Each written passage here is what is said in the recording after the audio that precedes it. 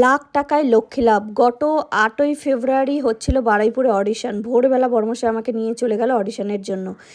এত লোকের ভিড়। মাসিমণি আমাদের জন্য লাইন রেখেছিল, আমার জন্য। আর এরকম যদি না বলতো মাসিমণি, আমাকে লাইনেই দাঁড়াতে দিত না, যার জন্য মাসিমণি একটা এক্সকিউজ দিল যে আধার কার্ডের।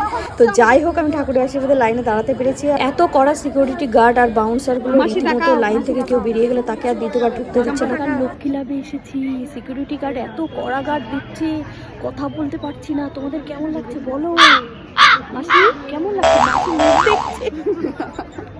ওই সব তোর কেমন লাগছে? সুন্দর লাগছে, খুব সুন্দর। ভোর 4টে থেকে উঠে আসছে যে ওখানে কি প্রশ্ন করবে আর আমি কি উত্তর দেবো ভেবেই পাচ্ছি। বাবা রে, লাখ টাকা জিতবি। লাখ টাকা জিতবো কি জানি না, তবে ইচ্ছা আছে খেলতে যাওয়ার। আচ্ছা মাসি, তুমি কিছু বলো।